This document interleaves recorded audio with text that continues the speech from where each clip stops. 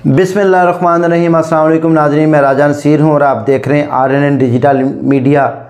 नाज़रीन, एक बहुत ही अफसोसनाक ख़बर के साथ आपकी खिदमत में हाज़िर हुआ हूँ। जैसा कि आप देख रहे हैं सोशल मीडिया के ऊपर एक ख़बर बहुत ज़्यादा तेज़ी के साथ गर्दिश कर रही है और वो है बिलाल पाशा की। जी हाँ नाज़रीन, वो नौजवान बच्चा जिसकी मैं पूरी कहानी आपके सामने रखूँगा और असल हक़ाइक़ भी मैं आपके सामने रखूँगा कि आखिरी लम्हात में उसने किसको कॉल की, क्या हुआ और उसकी ज़िंदगी का जो है वो ख़ात्मा कैसे हुआ, वो कैसे अल्लाह के हजूर पेश हुआ। आखिर एक बड़ी वजह क्या निकली जिसकी वजह से उसको मौत की आगोश में जाना पड़ा। तो नाज़रीन, गुफ्तगू का आगाज़ इस तरह से करते हैं कि ये नौजवान लड़का बिलाल पाशा, जिसका तल्लक भी पंजाब के ज़िला अब्दुल हकीम से था।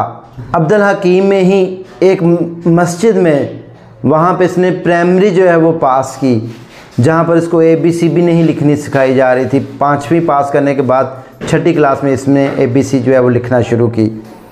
उसके बाद नाज़रीन, बच्चा घर के करीब जो अब्दुल हकीम में मैट्रिक का स्कूल था, वहाँ से इसने जो है वो मैट्रिक जो है वो पास की। उसके बाद ये लड़का बच्चा बिलाल यासीन मुल्तान में गवर्नमेंट कॉलेज में चला गया, जहाँ से इसने जो है यानी कि इसने FSC अपनी कंप्लीट की। इसने अपनी स्ट्रगल को, मेहनत को बच्चे ने जारी रखा। उसके बाद ये ज़री यूनिवर्सिटी में चला गया फैसलाबाद, वहाँ पर इसने MPhil किया।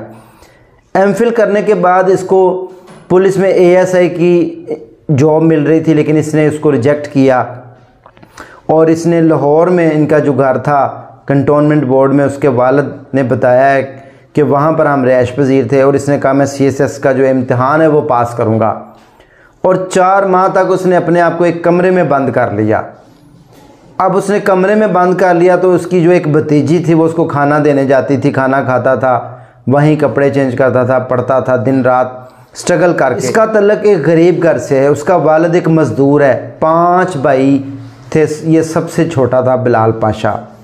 नाज़रीन, ये उसकी ज़िंदगी का मुख्तसर ख़ुलासा है और उसकी ज़िंदगी का जो ख़ात्मा हुआ है उसके ऊपर आप नज़र मारेंगे। उससे पहले मैं आपसे ये गुजारिश करूँगा कि अगर आपको वीडियो अच्छी लगी हो तो ज़रूर लाइक करके कमेंट सेक्शन में अपने ख़यालात का इज़हार कर दीजिएगा और अगर आप मेरे चैनल पर नए हैं तो चैनल को सब्सक्राइब भी कर लीजिएगा। नाज़रीन, असल में वजूहात ये होती हैं कि इंसान डिप्रेशन और परेशानी में इस हद तक आगे बढ़ जाता है। मेडिकल की साइंस और मेडिकल के पॉइंट ऑफ व्यू से मैं आपको एक बात बताता चलूं कि किसी के डराने धमकाने से इंसान जो है वो कभी भी अपनी ज़िंदगी का ख़ात्मा नहीं करता। ज़िंदगी एक अनमोल तोहफ़ा है। इंसान अपनी ज़िंदगी का ख़ात्मा तब करता है जब वो अपनी ही ज़िंदगी की प्रॉब्लम्स में उलझ जाता है और ये बेसिकली एक नर्व्स की बीमारी है जिसकी वजह से इन प्रॉब्लम्स सॉल्व नहीं कर पाता। प्रॉब्लम्स ही प्रॉब्लम्स सामने आ जाती हैं और वो अपनी कोल्लू के बैल जैसी जो ज़िंदगी होती है उसमें उलझा रहता है। फिर वो अपनी ज़िंदगी का ख़ात्मा करना पसंद करता है, तरजीह देता है। बिलाल पाशा के साथ भी यही हुआ। बेसिकली उसने अपनी ज़िंदगी का ख़ात्मा फायर मार के अपने सर के ऊपर, जो कि जब जो है वो उनकी डेड बॉडी जो है वो रिसीव की गई तो देखा तो उसको फायर यहाँ पर लगा था, आँख के ऊपर। अब नाज़रीन, यहाँ पर फायर मारने का मतलब आप भी समझ सकते हैं, कान पट्टी की बजाय यहाँ पर फायर लगा आँख में, इसका मतलब उसने अपनी ज़िंदगी का खात्मा खुद किया है। बेसिक वजूहात ये हैं कि उसका जो आखिरी कॉल है, उसकी जो आखिरी गुफ्तगू है उसके वालिद के साथ, वो होती है हफ्ते वाले दिन रात को। इतवार वाले दिन उसका वालिद उसको कॉल करता रहता है लेकिन उनकी गुफ्तगू नहीं होती। उसका चंद महीने पहले जो है वो डिवोर्स भी हो जाता है अपनी बीवी से और वो बिल्कुल तन्हा जो है वो एक रूम में रहता है। जब एक रूम में तन्हा इंसान रहता है उसके लिए कोई इन्जॉयमेंट नहीं होता तो वो ज़ाहिर सी बात है ऐसी कंडीशन में जो है वो इंसान डिप्रेशन में चला जाता है। तन्हाई जो होती है वो काटती है।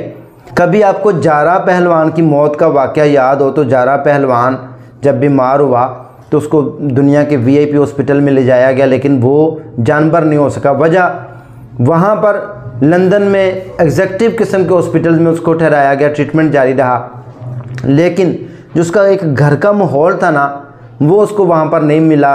जब उन्होंने कहा कि सब डॉक्टर ने जवाब दिया कि अब इसको घर ले जाएं, वो घर आया तो वो आहिस्ता आहिस्ता ठीक हो गया। बिलाल पाशा के साथ भी सेम यही हुआ है। वो कहता मेरे दिल की एक ख्वाहिश थी कि मैं जब किसी सीट के ऊपर बैठूंगा तो मेरी वालदा मुझे कहेगी, मुझे कपड़े तैयार करके देगी, मेरी वालदा सर के ऊपर हाथ फेरेगी, जा बेटा तेरा अल्लाह हामियो नासिर हो। अब मेरे सर के ऊपर वालदा मेरे सर के ऊपर हाथ फेरेगा, कौन मुझे कहेगा कि जा बेटा तू कामयाब हो। नाज़रीन, ये वो कलमात हैं जो उसकी ज़िंदगी से निकल चुके थे और बेसिक यही रीज़न बनी है, इसके अलावा कोई रीज़न अभी तक तमाम खुलासा और कहानियाँ बता रही हैं कि बिलाल पाशा की ज़िंदगी का जो ख़ात्मा हुआ इन अल्फाज से हुआ है कि वो स्ट्रेस और दबाव में अलोनपन की वजह से हुआ है। इसलिए कहते हैं कि अपने प्यारों को अपने पास रखें, अपने प्यारों के साथ टाइम स्पेंड करें, ज़िंदगी को एंजॉयबल करें। नाज़रीन, उसके वालिद ने पूरी रुदात सुनाई, कहानी सुनाई है कि मैंने इस इतवार वाले दिन सुबह फजर की नमाज के बाद से कॉलें शुरू की, उसने कॉल नहीं उठाई। फिर वहाँ पर नौकर को कॉल की, उसने भी कॉल नहीं उठाई। रात के 11 बज गए, कॉल नहीं उठाई। कहता मेरा दिल उदास था, परेशान था, मैं बेचैन था, कभी घर में अंदर जाता था, कभी बाहर आता था।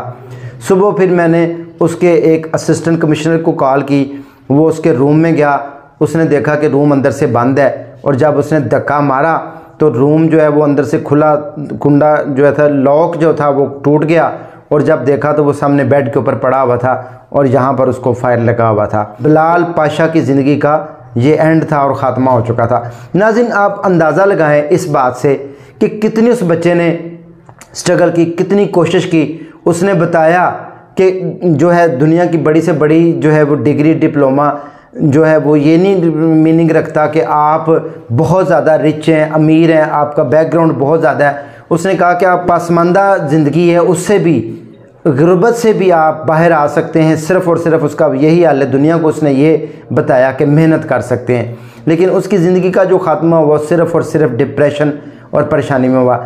वो आगे जितने मुँह उतनी बातें हैं कि किसी ने उसको डराया धमकाया। उसकी इस्लामाबाद पोस्टिंग हुई थी, इसमें कोई शक नहीं।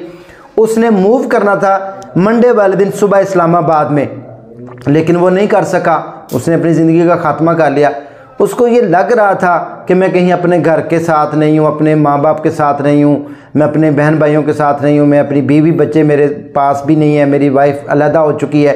तो ये तन्हाइयाँ इंसान को काटती हैं, ये आपने जुमले बहुत मशहूर सुने होंगे।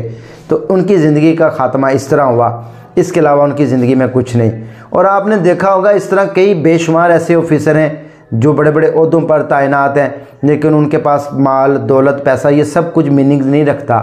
सिर्फ मीनिंग ये रखता है कि आप कितना खुश हैं, आपका अल्लाह से कितना तल्लुक़ है, आप ज़िंदगी में खुश कितना हैं और आप अपनी जो मौजूदा ज़िंदगी है उसको एंजॉय कितना कर रहे हैं। बस यही असल में ज़िंदगी है कि जो लम्हात आपको मुयस्सर हैं उनको जो है वो सब्र शुक्र से गुजारें और अल्लाह पाक का शुक्र अदा करें और अपनी फैमिली के साथ ज़्यादा से ज़्यादा टाइम स्पेंड करें, बीवी के साथ, बच्चों के साथ, फ्रेंड्स के साथ, फैमिली मेम्बर्स के साथ, ताकि आप भी किसी तन्हाई का शिकार ना हो। दीजिए इसी अफसोसनाक खबर के साथ अपने मेज़बान राजा नसीर को इजाज़त, दुआ में याद रखें। नेक्स्ट अपने दोबारा मिलेंगे। अल्लाह हाफ़िज़।